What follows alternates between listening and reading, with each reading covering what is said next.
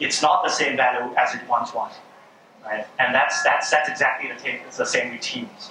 If your teams are staying still, if your teams are not moving forward, if your teams are not heading towards the future by cultivating the good habits, the good culture that can deliver value of the future, right? They will die out, right? One day they won't be relevant, and one day they will die out, right? So the good thing about that is that I'm sure the teams themselves, it's not one-dimensional. It's not like they won't improve or they are really great improver. A lot of people like there's some teams in front. So, right, there could be teams which have stopped improving in terms of maybe behavior. There are teams that might have stopped improving in terms of the technical capability, engineering practices. Right, so there are many things. And I'm sure that we're all here today because our organizations have some of those dimensions. You'll see some teams which are struggling a bit trying to improve themselves. They might not know how. They might reduce some of the processes might impede them from improving. And that's all right. There are many different reasons for teams. Right? But we are here to tell you, we're here to tell you today about a service that we have adopted with technology that we invested from. Right? So, my name is Touchaphol, or short name Jay. I'm an agile coach in Touchaphol. Hi, my name is Praweena. You can call me in short now. I'm currently an agile coach at ExxonMobil as well. Now, before we get into the how-to, right, I want to touch on two different concepts that I think everyone has definitely heard of. And multiple times, actually this morning, you've touched many times on your culture and delivery practices. Let's start off with culture. Right? What is it anyway? We keep hearing the word agile mindset, agile culture. It's something very difficult, something I know that we want to achieve, we want to change, but it's very, very difficult. Now, okay. So, I want to introduce this quote from Spider-Man. Culture. Spider-Man said it's actually Peter Parker, right? So no, it's not. It's Peter Drucker, right? He's a management guru. I was expecting a bit more laugh from that, but that's okay. All right, yeah. So what does this mean? Right? So, with the very best of intentions, when people try to implement change, they introduce strategies, they introduce tactics, they introduce policies, but then what happens is that if that change, that strategy goes against the culture of the team, of organizations, of individuals that you want to change, right? It will fail, or it will be very, very, very difficult. Now, the best way to do it is obviously not to change the culture, right? For those of you who's been in groups, I think some of you may have had some challenges with changing culture. You may have found that it's a very, very, very difficult thing to do, right? So, what exactly is culture? Anyway, right? By its very basic definitions, culture is a series of behaviors, it's a series of emotions, it's the way that people work, it's how people drive each other towards the goal, right? And exists in individual level, exists in team level, exists in organization level, right? And the most difficult thing of all of it is that it's probably not the same across your organization, however much you want it, right? There are different manifestations of company culture that are different, and it's very hard to grasp because it's undifferent. It's sometimes unspoken. You just know it's this team operates different. Right? Now, the way we look at it is that we separate culture into a series of habits, right? A series of habits, a series of behaviors, a series of actions that can be repeated. That there's a reason for it, right? And now, what exactly is habit? Right? I'm going to break it down a little bit more. So, habit is usually started off by something called a trigger. Right? A trigger is an action or event that prompts something to happen. Right? And the next step, which follows the trigger, is a routine.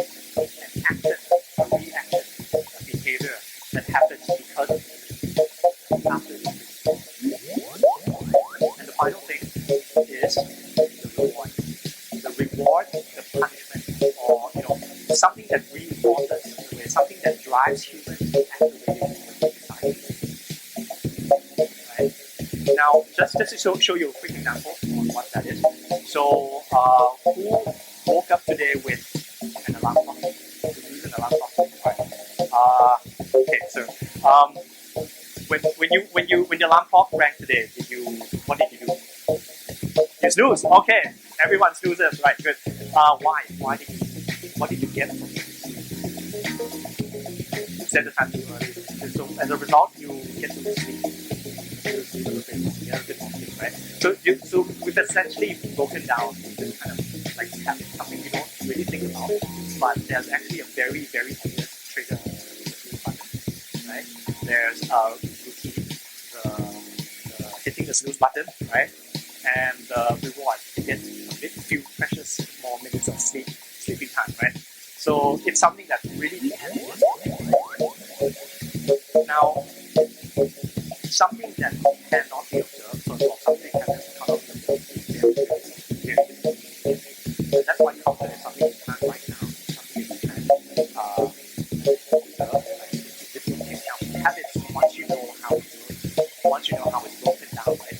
Now you can start to change it. Right? So there are two ways that we use, I think, to change habits, and one thing is to actually change the reward, right?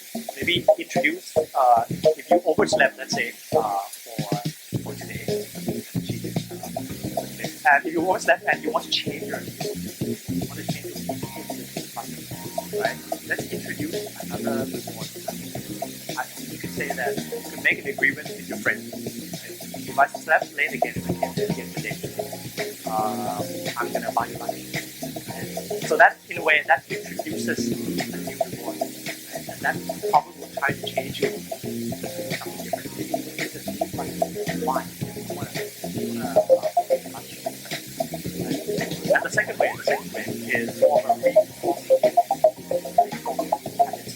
New good habits is to actually introduce a habit that you want to use after the visit. Right? So you kind of, in a way, make a change of habits, introduce new habits like that. The next way to introduce a new habit is to So these are just some ways that we use to change habits. Now, maybe a real life example of what we did to change. Right. So just want to share our real life sample, right? As a coach, right, agile coach, normally we need to attend the team ceremony, right? Team activity like sprint planning, right? So we normally observe the team, how they're doing in the sprint planning. Just for an example, right? We do see that, the PO, the product owner in the ceremony didn't make it clear in terms of prioritization, how he prioritized work to the sprint, right? And we observe that some team members look very confused. So that is one of the trigger point in this case that, as a coach, we observe the team. And then after the sprint planning end, we start to see some team member, they talk to each other, they just share concern that, okay, I'm not very clear on what the product owner is doing. So we also see that as well as an observer. So in this case, what is the reward that the team member got in this case? They feel better, right? At least they can share their concern with the colleague, right? But this is the current habit that the coach observed, right? As the coach, for us to help, changing this habit for the team, right? Instead of, can you click, Jay? Sorry. So when we see the similar trigger again, so the first time we see that pattern, we believe that something can be done better, right? The second time that we see the same pattern happen again, right? Same trigger, PO come again in one of the maybe refinement activity. And again, the team just look confused, right? What we actually do as a coach, we normally call out to both product owner and team member. We provide them the observation that, okay, you seem that, product owner, you didn't make it clear to the team why you prioritize those things into the sprint. And as a coach, I see the team member look confused, right? You both should talk to each other to clarify. And that is the way that we actually introduce them the different action, right? By telling them that it is okay for you to share your concern directly to the person that you think is the right person to answer you those questions that you have. So instead of they both go out from the ceremony and talk to each other, we see slowly the team start to get the idea, right, and share the concern out loud in the team activity. And that is the habit that we would like the team, to be transparent and talk to each other as a team, right? By doing this, we introduce them different action, and then slowly the team will see different reward that they will get out of these different action, which is could mean transparency culture that happening to the team, and also the team unity. So they will feel like we are actually the same team. We can share whatever we think is maybe the problem that we should talk within our team. So that is a real life example that you can apply what Jay just mentioned. Right.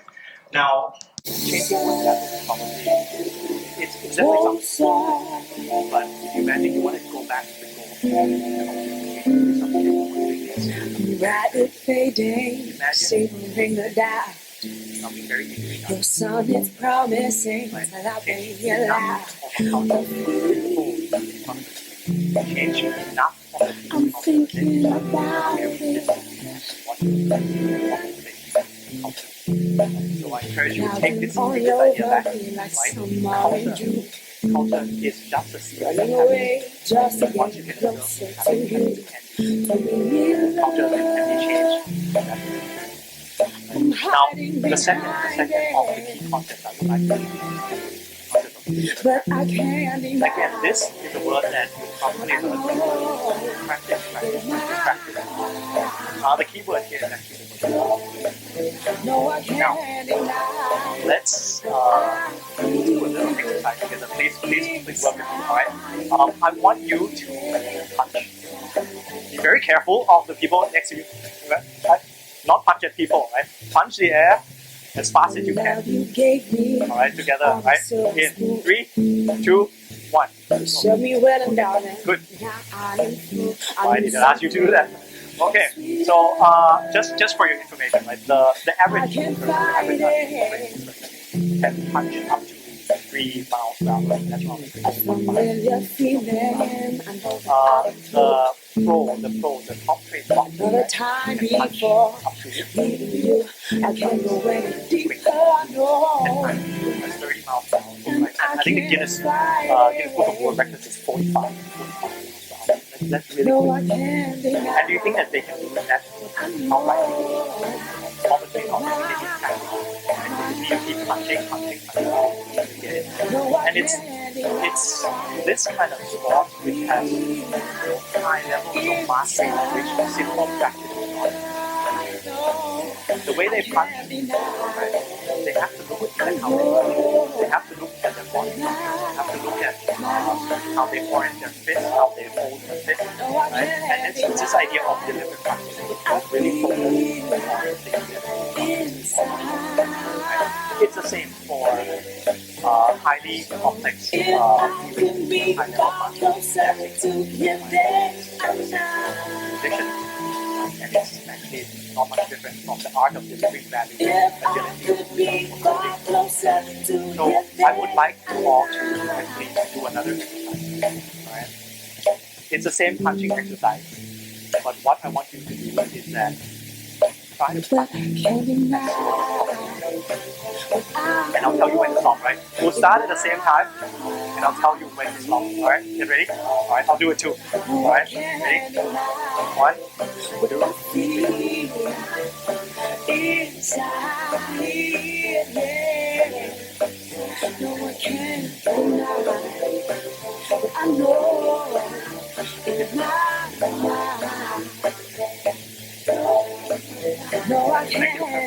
So, what some of you might realize is that when you slow things down, you start to notice something that you might have missed. you're going fast. Right? You start to notice your breathing. You start to notice your muscles straight. You're punching. You start to notice your hand placement. You start to notice how it's moving up or it's moving down, right? There's that kind of detail that you miss from. You don't think about it in your time. But once you go slow, you really get to a stage where you can visualize or have that idea of where you're going in your mind. You constantly adjust your body to know where your body is. So that's basically the idea. Practice, but slowing down in order to be able to observe. That's really the key concept. Slow, deliberate practice. This is why you see people in movies punching really slowly figures. Right? They are actually fine-tuning. They're actually learning where their body is. This slow, deliberate practice allows us to, number one, they allow us to see and observe the habits. Right? If you're quick, you're probably not going to see it. Right? Number two, they allow you to change those habits. There's an opportunity for you to change those habits. If you do it quick, again, you probably won't think about changing, you just focus on it. Number three, you can reinforce those habits. Doing things once probably won't stick, but doing things many multiple times, doing things in the correct way probably won't stick for one. Right? So that's kind of like three powerful benefits of getting from skill. Now, I think you might anticipate where I'm going. So you have basically just got two elements in front of you, which is the actual word culture. Again, culture, although it's very difficult to change, it's something that we have to, right? We have to make something change. It's very powerful. Right? If you look into a series of habits, and then habits can be changed by this deliberate practice, we can change culture. So we've combined these two concepts and adopted it to put into practice in service in ExxonMobil. And with that, we've gained multiple levels of success. So just to share a little bit of what we've got, these are not by any means exhaustive lists, but it's all the common ones. We've seen the culture of improving things in terms of unified left silos. With greater predictability and blockers. Having the great habit of introducing metrics to your platform, introducing the habit of always looking for better technical capabilities, better engineering practices in task delivery, find new opportunities, and also by the end of the day, right, that's all we want to deliver the right way. So, you've heard of the why, and now you've heard of what key concepts are that we've used in our service. Now we're going to tell you how. Right. So I think Jay already tell us the why and the what. Right. You hear about culture. You hear about the deliberate practice. So now we're gonna tell you the how. Right. How we do it in our company. Right. We are from ExxonMobil. So how we adopt those concepts. To move our culture and mindset quickly. So I would like to introduce you to our house. So welcome to the dojo. Right. Exciting. Right. So you may wonder what is the dojo mean. Right. I'm not sure anybody know Japanese. What is the dojo mean in Japanese? Do you know? It means the place of the way. Normally we use it in martial arts like a judo, taekwondo place, right? So it's what is that way, right?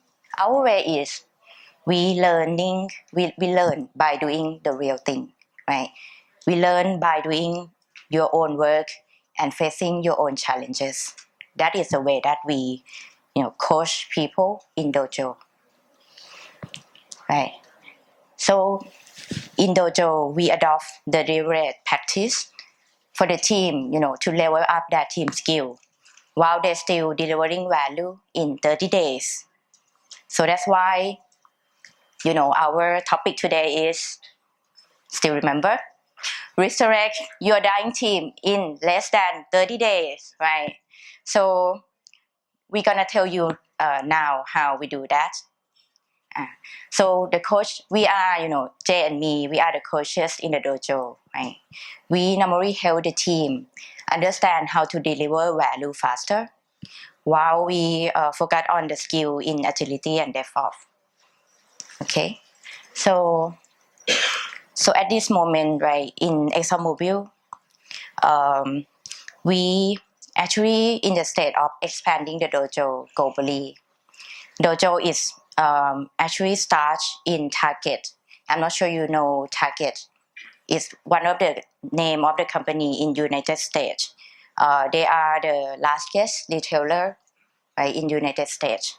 So Target was the first to create this unique experience for their organization to change its culture and mindset quickly. So we learned from Target, and we first opened the dojo in US 3 years ago. So this year we just recently opened dojo in Bangkok, and we have planned to expand quickly globally. So by the end of 2020, we intended to have a local dojo facility and coaches like us available to directly support more than 5,300 co-located staff around the world. Because we are the world global company, right? We have people around the world. So that is how we scale, and accelerate the culture change in our company. So you may wonder now what it actually Dojo look like. Right? Dojo is actually an immersive learning experience that we design to help team reach their high potential performing in 30 days, right? But you may not understand what is meant by immersive learning experience. So I would like to tell you how it look like. Right? So the easiest way to compare the immersive learning experience is to compare with the difficult experience that your guy and most team have had in the training and coaching. This is something like this. Not this is like this. This is the difficult experience that you have. You go for training, right? You hear some awesome stuff in the training, but when you go back to work, it just doesn't make sense for you when you go back and apply it on your own work, right? Or sometimes, I'm not sure any company have an agile coach, but we do, right? Our company, we have an agile coach. Sometimes an agile coach just fly in from on high like a seagull, and then just quickly dump a lot of advice from to the team, and then they're flying away, right? And you just don't know where to go next. That's really happened. I think in our company, I'm not sure it's a common issue as well or not, but the dojo is nothing like this at all, right? It is likely unlike anything that you may have experienced before, right? So in dojo, we normally have a dedicated coaches, right? We have an agile coach, we have a technical coach that will join your team, be part of your team for 6 weeks stay, right? And we tailor the experience of every team based on their own goal. So it's unlikely that your team come to the dojo, you would experience something exactly the same, right? It's unlikely that you will experience the same thing. So for the team that are just starting off with an agile journey, normally we would think out the team with a heavy focus on teamwork and making agile more useful for them, right? So for some of you that just start agile, I think the first question that you might have is, I don't see the benefits on doing it or changing the way I'm working, right? So that is very important for the team that just start on this journey, making sure they see the little value out of it. And then from that point, right, we will look for the opportunity to take maybe 1 or 2 specific technical challenges, which including things like, for example, help them building the first unit testing, building CI/CD pipeline, or sometimes figuring out, what the opportunity for them to do source code management better. So sometimes we visualize their branching strategy and, guide them how to become better in that area. So we do this all thing in 6 weeks. Right. So let me, if you are not clear how the experience look like, right? Very easy example that I normally use to tell the team when they come for a dojo tour, right? In our company, we normally have a tour for the dojo, right? We telling them that we normally deliver you the dojo experience, how it look like.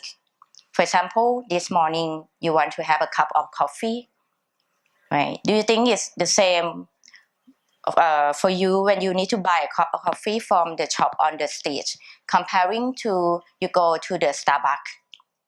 Is that the same kind of, you also get the coffee, right? A cup of coffee, but what actually Starbucks offer you differently from the shop on the stage? Any idea who is the fan of the Starbucks here? Why you go to the Starbucks, not go to the to the shop? That experience. What kind of experience that you expect? They provide good service. Anything else?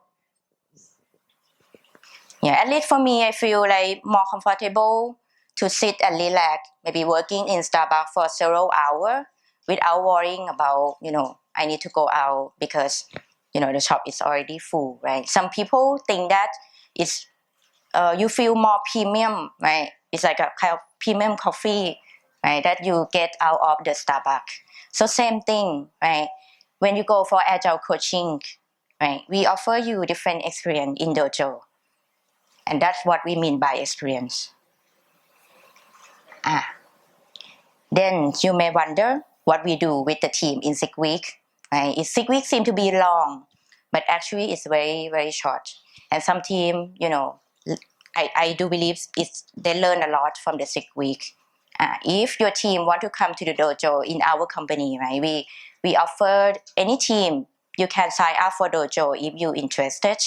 So how to do that? First thing is we have a very simple intake process. So normally the team will just need to sign up using the simple web form, and then the coaches will go and talk to them for an hour. The objective of doing it is to make sure the team is ready for the dojo experience. What I mean by ready is they open for change, right? If they come but they don't want to learn, maybe it's not the time for them yet, right? We open for someone else to come. And then after we see that the team is already ready, in the ready state, the next step is the team chartering, right? What is a team chartering? We normally, as a coach, we normally talk to the team about a month before the stay, right? The objective is just understand what the product that the team, supporting or building, what are the challenges that they have, what are the goals, right, that they want to come to the dojo. And after we understand, then we could help prepare, ourselves as a coach, maybe sometime learn the technology that the team using in order for us to help the team achieve the goal, right?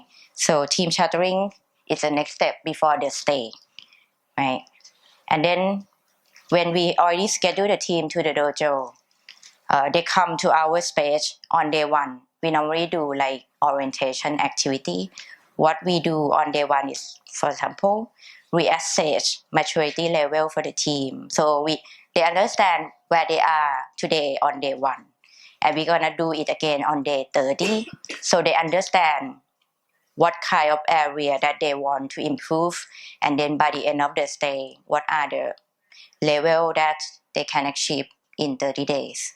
Right? And another thing that is very important is a goal and measurement, because the team have to come to the dojo with their own goal, right?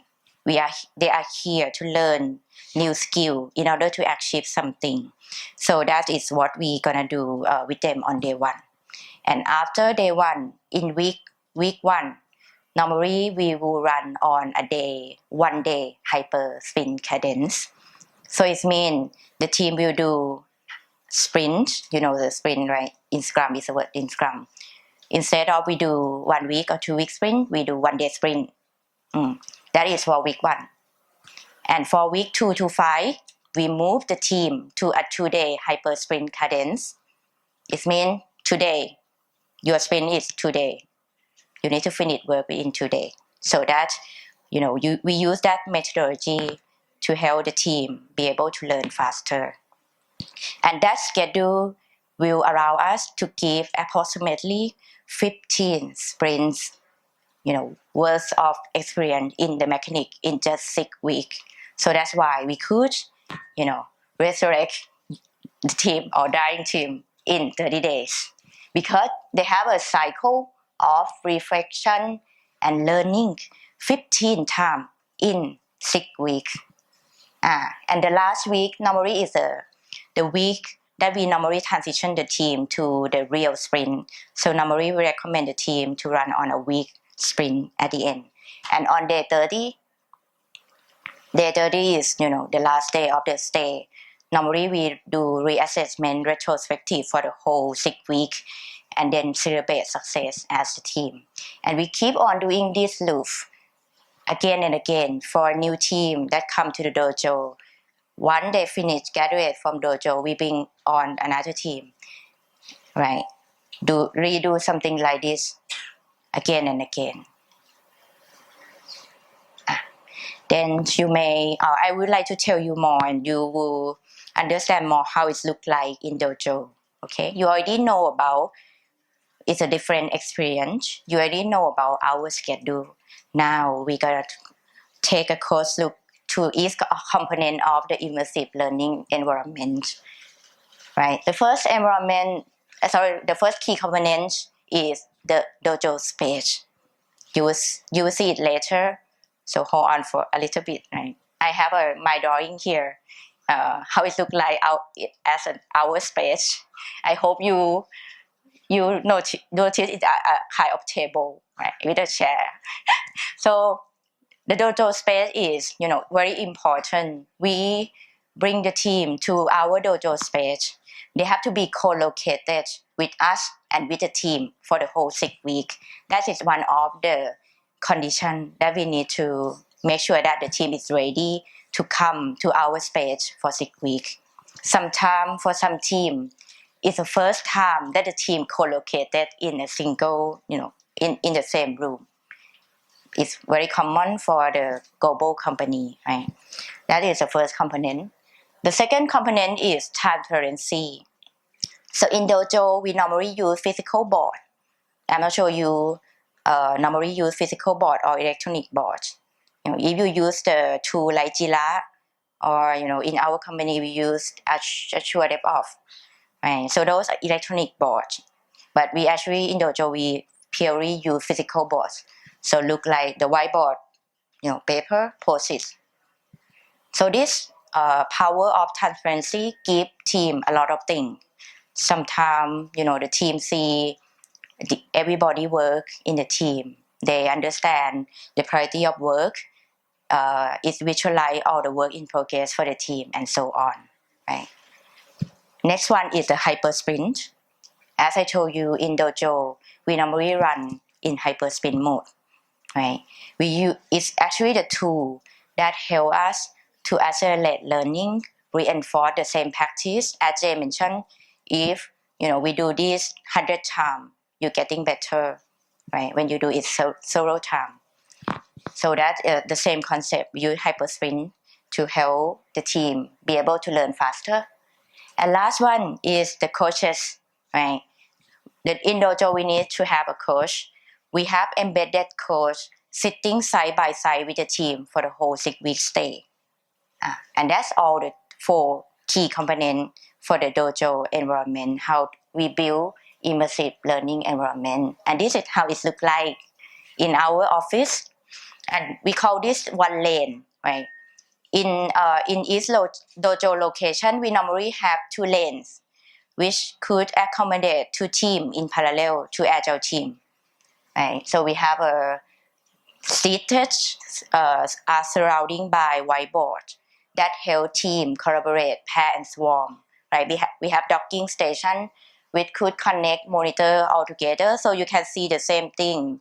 You can key in and you can use mouse. Similarly, like you are working on the same computer, right? So those is how it look like. And we also have snack and drink. It's one of the top favorite for the team that come to the dojo. We have snack and drink for the team for the whole stay, and it's tailored as well. So we order based on their order. So they send order to us in advance. Right, it's one of the experience that we give to them. Right, snack by demand. When people are happy and change will be more easy to change. Right. And as I told you, we bring the team to our space, and we as a coach, right, we coach them very closely for 6 weeks. And from our experience, it much more effective to take people out from their normal environment and coach them in our house. It's like a psychological thing, right? If you're always in the usual place, always looking at the same screen, the same like cubicle, and then your minds are probably gonna follow the same previous habits that you go through. But just the power of bringing them to a different space, different environment with boards that you can collaborate with, snacks that keep people happy, right? It introduces like a mindset that this is something new. So probably I'm open to more new mindsets, new habits that come. All right. And this is how the second component, right, transparency. This is how our physical board look like, right? So you could see that we use very simple spin boards, or sometimes it's actually the Kanban board, right? We use with different color code for the post-it. You could see that user story is in yellow, assignment criteria is in blue. We have a pairing, right? Jay will talk about it later. In Dojo, we normally pair all the time. So we ask the team, who gonna be your pair, and we have like a concept of pig and chicken or banana in pajamas, like B1, B2, depend on the team preference as well. So we tailor those for the team as well, right? So they have pairing name, they have all the tasks in orange, and that is how the power of which transparency look like. You see all the backlog that coming to your team. You see the backlog that you committed to the sprint and the priority of those backlog items. It's much more effective in physical way, right, for the team. And the burn down chart here is our burn down chart. Is captured at the task level, because we are running in sprint, hyper sprint mode. So it's provide enough, granularity for the team to understand where they are in 1 or 2 day sprint. Remember I talked about the statement that things are very hard to change if you can't measure it. Right? Mm-hmm. So, and one of the things that, this is the board, definitely, you bring all your work forward. You bring your work, make your work visible. Right? And we remove all the limitations that actually tools bring us. There's some things which actually is difficult. There's a learning curve to using the tools involved, the digital tools, digital transformation package, I think Shane mentioned, someone mentioned, right? So remove all that and let the team see what they can do, what habits do they make when they have no such limitations, right? Transparency is not just about work transparency. Obviously, this is great. You see where your work is and you see how you can make it better. Right? But transparency is also about the transparency of interactions of people between while they're in the dojo. Right? We encourage people to have that trust, to have that psychological safety to talk about what they're feeling. Do not, the same way, not hiding your work. Don't hide your concerns. Don't hide your fears. Talk about it. That's a culture that we really want to cultivate within the dojo, and that's what we mean by transparency as well. Right, and sometimes the transparency will uncover some problem that the team may not know. Right, some team don't know that somebody doing that kind of work. But in Dojo, we tell them, okay, you need to put everything on the board. So there is no hidden work. So sometimes, that transparency generates the conversation, and that the moment that the coach like us will jump in and coach the team on, how to continue to improve as a team, right? How to work together as a team. So that's what we do in Dojo about the transparency. So next is about hyper sprint.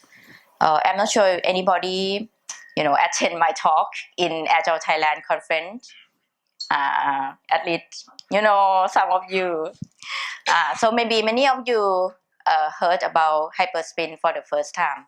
So let me tell you what this is, right? As I mentioned, it's actually a sprint of 1 or 2 days, and it helps the team, accelerate learning, reinforce practice, and very quickly realize what they introduce as a change, right?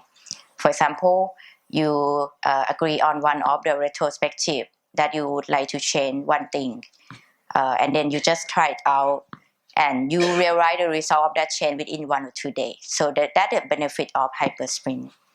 And this is how the schedule look like for the team in the dojo. As I mentioned, we have week 1 day sprints. So they will have stand-up meetings.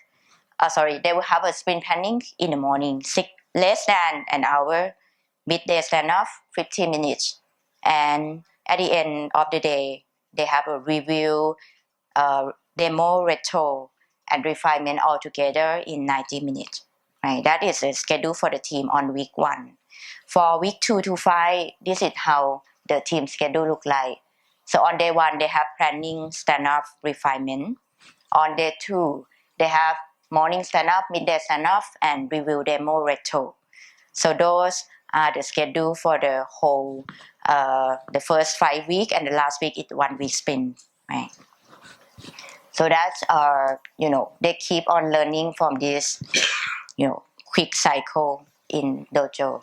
Thinking back to the observation of habits, this is where it happens, right? This is the tool that allows us to see habits as they form, as the team acts out. So usually in the very first weeks, we let the team do as they normally do, right? And then as coaches, we sit back and observe kind of the habits, good or bad. We just see them and see how it plays out. By the middle of the week, we start to be able to introduce some maybe rewards or something that might alter the punishment. Let the team be aware. First of all, let the team be aware of the habits they're doing, right, and see how they react. And as time goes on, they have this ability to keep practicing in a good way, in a deliberate way that reinforces a habit. That by the time they leave in the dojo within just 30 days, that habit is ingrained. That habit becomes the culture of the team, and it sticks. It just doesn't end by the 30 days.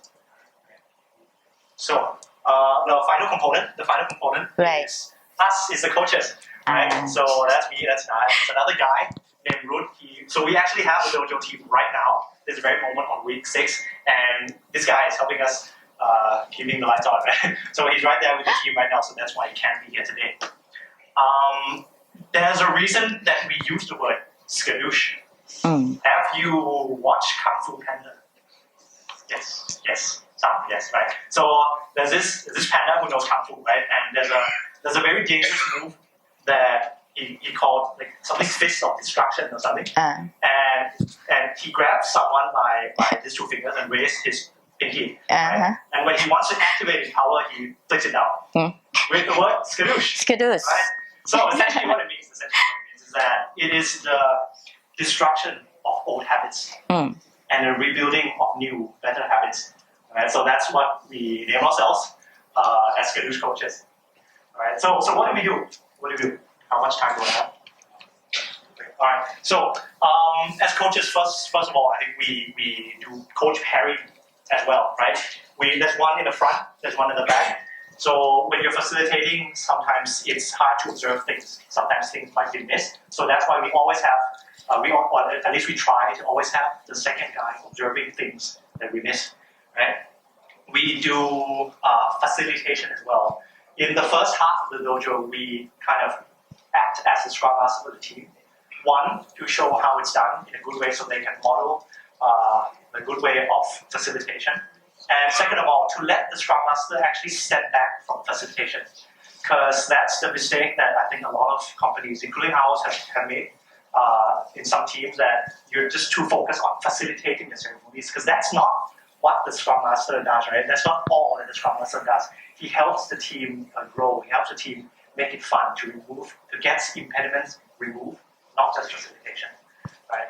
And we also do one-on-one coaching. So as long as anyone comes to the dojo, we coach it. If it's manager, if it's a supervisor, project manager, product owner, Scrum Masters, right? If we see bad behaviors or good behaviors, we'll call, we'll let them know.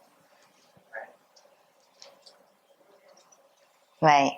And as coaches, right, we also need to be familiar, to familiarize ourselves to the team backlog and the flow of team, because we need to help the team expose some of the opportunity during the 6 week stay as well, right? Our job is very heavy job, right? Sometimes we need to use many techniques like visualization of thing, right? For example, for myself, I normally like to draw very simple drawing and use brainwriting to help facilitate the team discussion. So in the picture here, you could see that I'm actually drawing a house, right? But the whiteboard is very tall, I'm too short, so I need to use a tool. Right? And I like this picture a lot. Thank you for the guy there to take this photo. So in this case, it's actually the real example that we found some opportunity for the team to improve, right?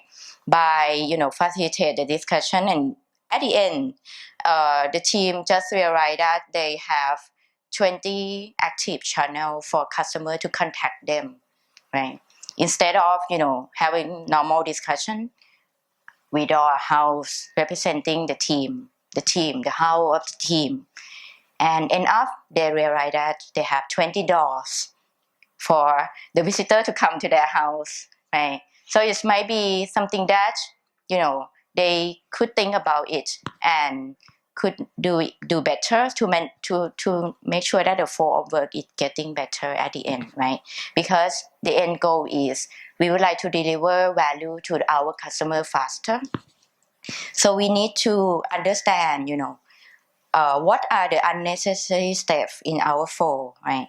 How to reduce the lead time in order to flow things from the customer arrival to customer, out of the gate quicker. So that is, one of the real example that we actually help facilitate the team discussion and, expose some of the opportunity for the team. Right, and if talking about visualization technique, we normally use value stream mapping as well to help the team. Right, value stream mapping is one of my favorites. To use to guide the team too. I'm not sure anybody here familiar with value stream mapping. All right, some of you. So value stream mapping is actually a lean management tool, right? That help us visualize the step from the customer arrival to customer out of our house, and have some money in our pocket for sure, right? So we visualize it out because we want to identify, some of the dependency, opportunity for improvement, the whole flow, right? And we usually introduce this value stream mapping to the team in Dojo around week 2 or to week 3.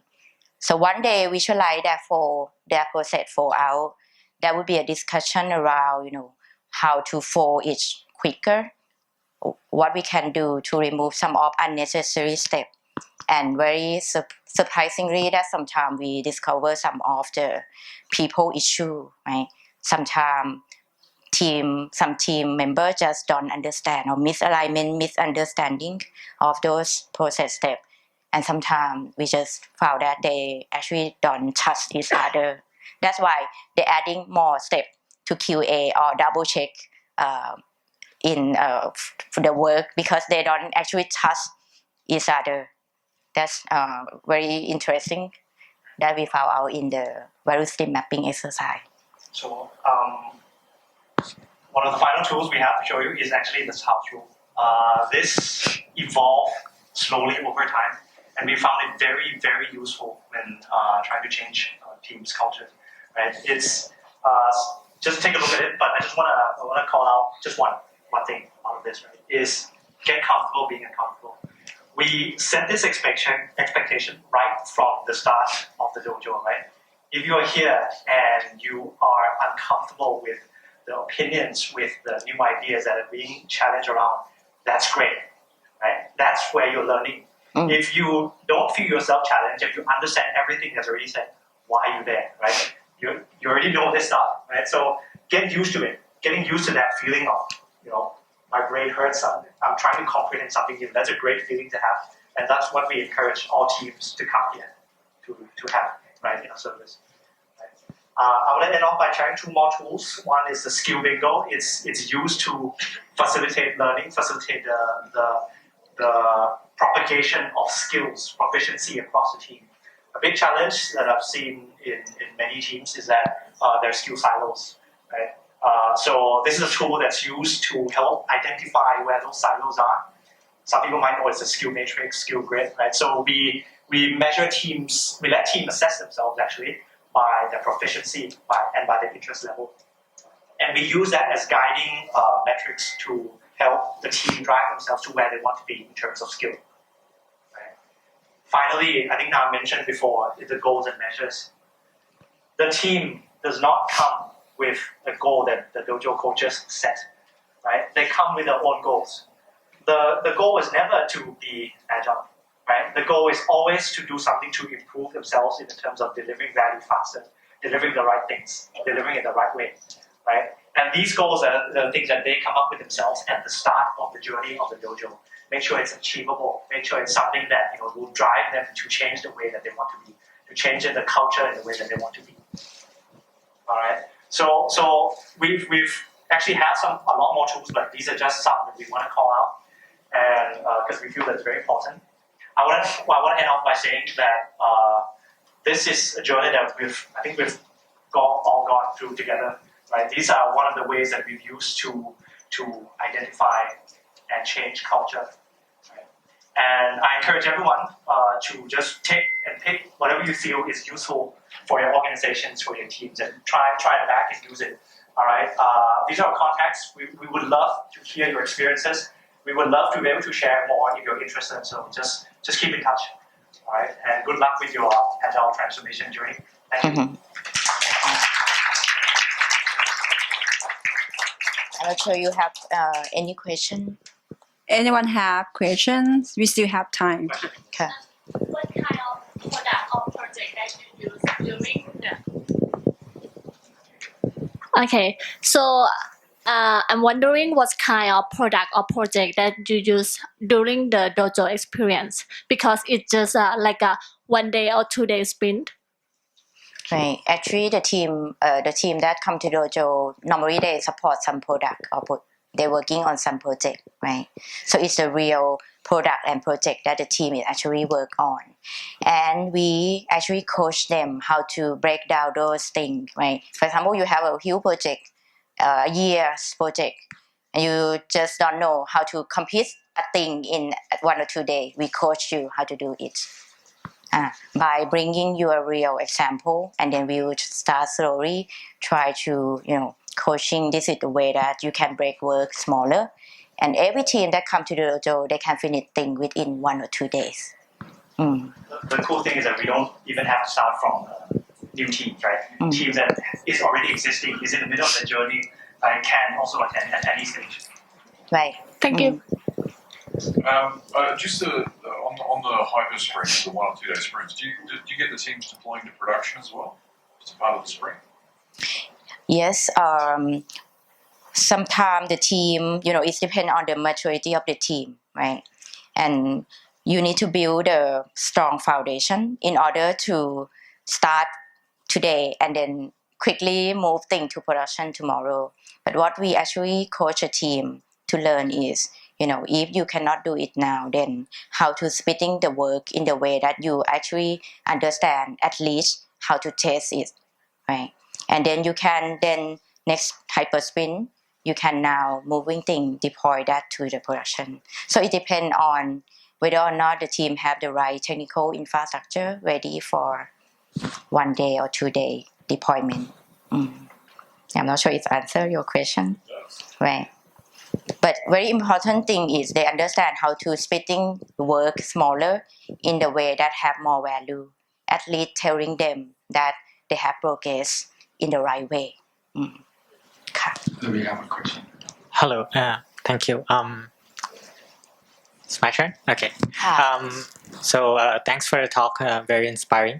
I have a question here. You in the early you asked us to do a punch in the air, a slow punch in the air. slow Right. punch. How do you map that into your dojo? Is there anything that you ask the team to do slower for them to realize their movements? That's a great question. Right? So we've actually talked a lot about hyper sprints. And the very funny thing about hyper sprints is that it sounds very fast, but actually it's very slow. Right? You do things in a quick cycle, right? But what that allows you to, if you notice back to the there we go. In 1 day, right? You actually spend a lot of time actually in the ceremonies, right? And that's not just to practice them in a slow way, right? But that's my intention. You give people the time to reflect and to talk about the things that they've done. If you have a 2-week sprint and you do a 1 hour planning, right? You probably would kind of rush through your planning. And chances are, if you're not mature enough, you're not going to do it well, right? Having that scope of a 1 day sprint and with 1 hour to plan your whole day gives you that time, gives you that fixed time to actually look at the little details of what you might miss. And the team gets to understand the why behind we do sprints and not just doing it just for the sake of doing it.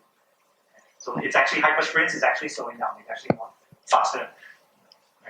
Right. So very good example that I think is, maybe back to your question is sometimes, right, the team just don't think they can finish thing in 1 or 2 days. And some team just think that they can finish it within 1 or 2 days. So we let them do, right? We let them fail. The first spin, they cannot make it done, right? It's okay. They are just understand that, okay, they have some blocker that, block them to finish it within 2 days. And then we continue to ask them the question, what you can do differently you learn from the previous sprint that you could not, complete the work as committed. Then next time, if the team still confirm that I can do it within 2 days, we will going to make it, right? We let them do it again, repeating the same mistakes until they realize that, it's a time that we need to change. If we don't change, we will not get it done. So that's the dynamic of hyper sprint, right? You have the time that people have to rethink again and again, and sometimes people need time, right? Same question you ask them 3 times, 4 times, and then at some point of time they will realize that, okay, something need to be take differently in order to move forward, and that's why it's slow. Maybe sometimes it's slow for some team.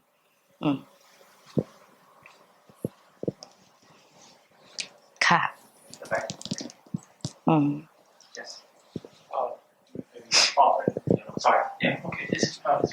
I just would like to know that how many test level that you put into the hyper sprints? How many test level? Test level, it depends on the team. Normally in ExxonMobil, I have to be honest with you, we normally do manual testing in our team, right? Majority of the team, right? We still with the team still doing manual tests. So if they do manual tests, then we start them with manual tests, right?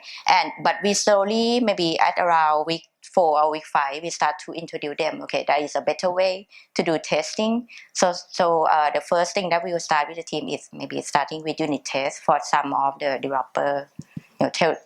Teaching them that is a better way to do testing. I'm not sure it's the level that you are.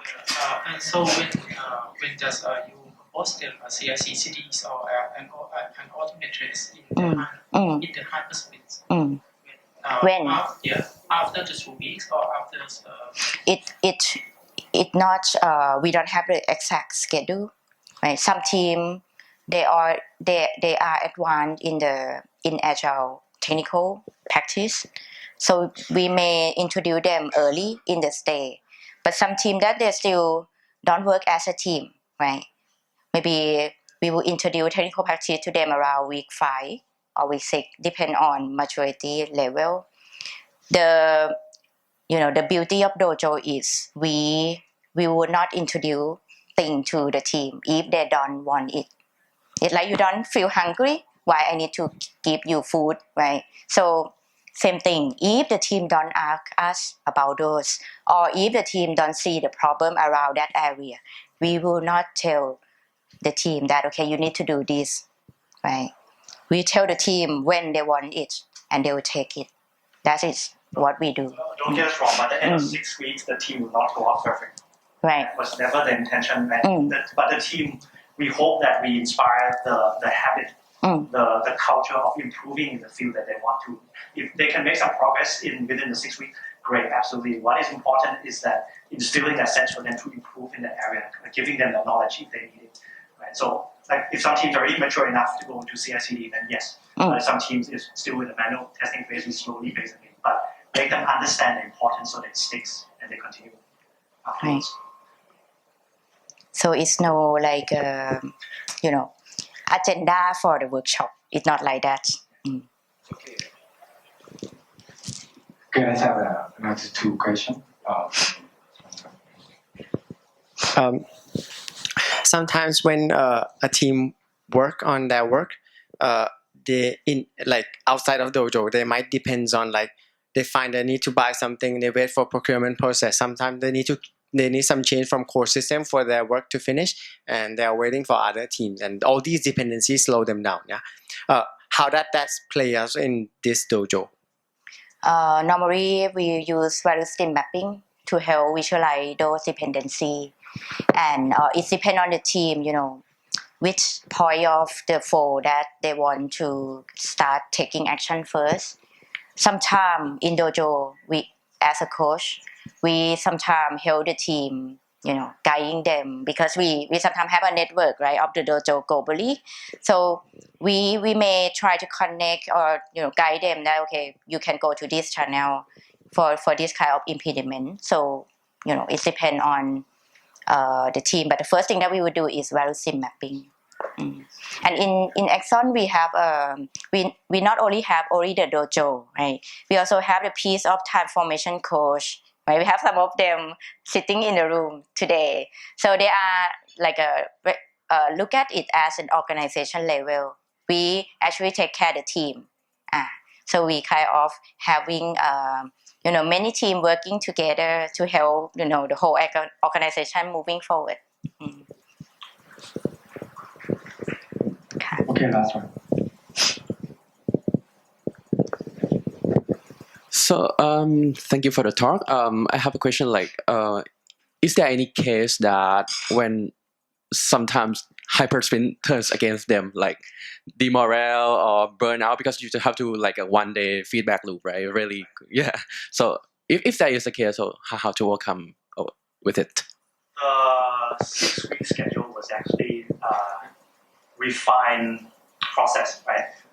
The original adopters of this 6-week schedule was Target. I think they had a lot of fine-tuning trial and error. Actually, why 6 weeks? Why not 4? Why not 5? Why not 8?